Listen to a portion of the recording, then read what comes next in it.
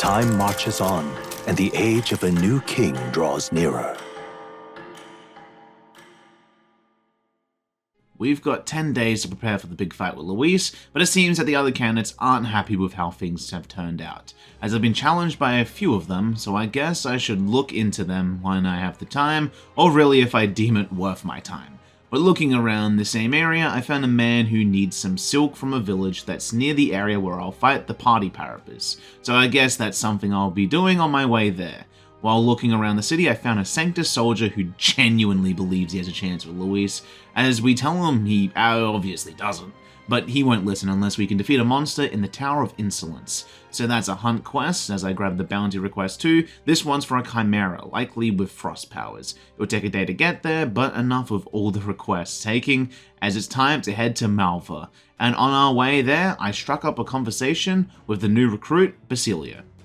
He apologizes for getting us all worried, as he thinks it's not a big deal, it's about Fidelio. It felt like he died trusting him to sort things out on his own.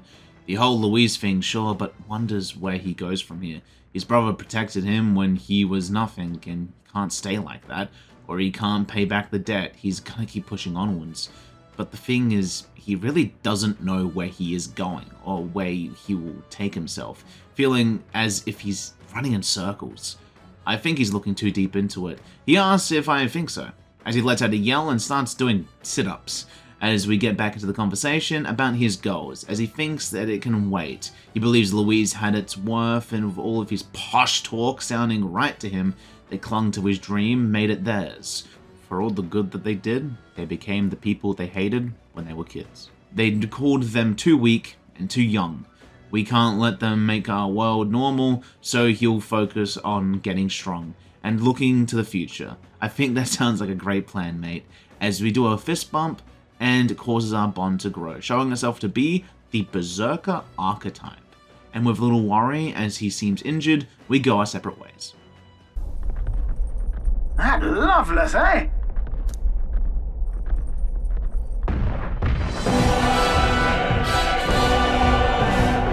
Do it!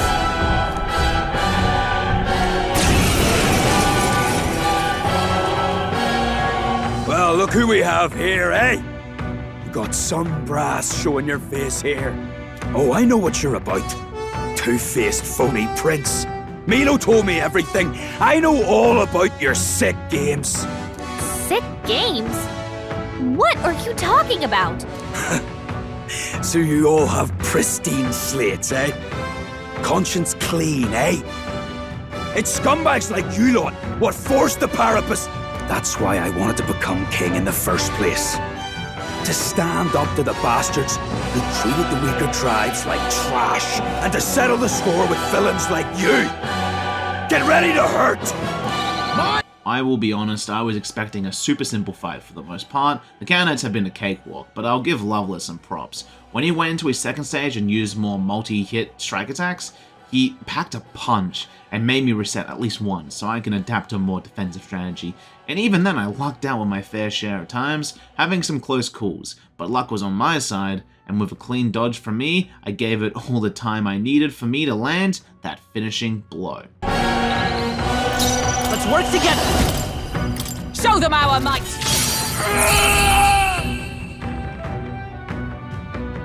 Calm yourself, man. I suspect you've been deceived. This Milo fellow, what exactly did he tell you?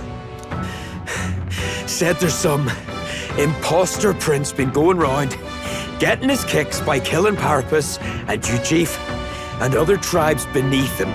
I stand with this boy, as does Basilio, and I can tell you we don't wander around murdering our own kin. Sounds like this Milo fellow's badly bamboozled you. Hold on. You mean we've been dancing like puppets on his string? The bastard must have wanted us to take each other out. Spare him the trouble. How dare he trick us? We've gotta do something about him. Hey, Loveless? Any idea where Milo is? Last saw him around, Altabury. Damn it. Look, this one's on me. I'm sorry about all this. I've been a real idiot. The sight of Malva forms on the horizon. a small settlement carved out of the mountainous terrain of southern Ontario, prospering modestly without reliance on trade, in part thanks to a thriving dairy farm.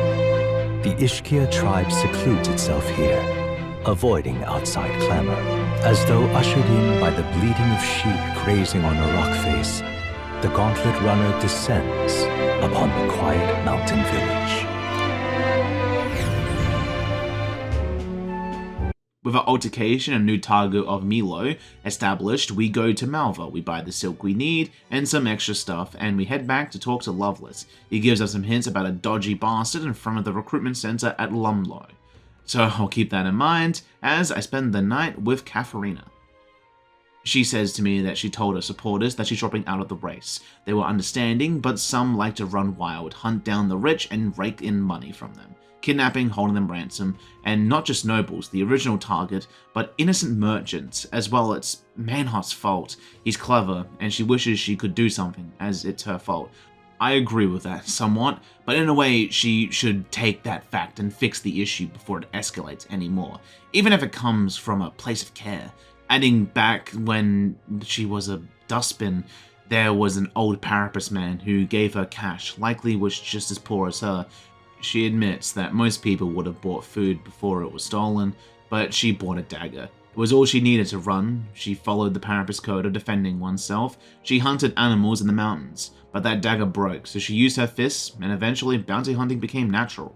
She went back to thank the old man, but I asked what happened. She replies, he was dead, dumped on the side of the road. They said he left to find work, and that work was a test subject for igniters.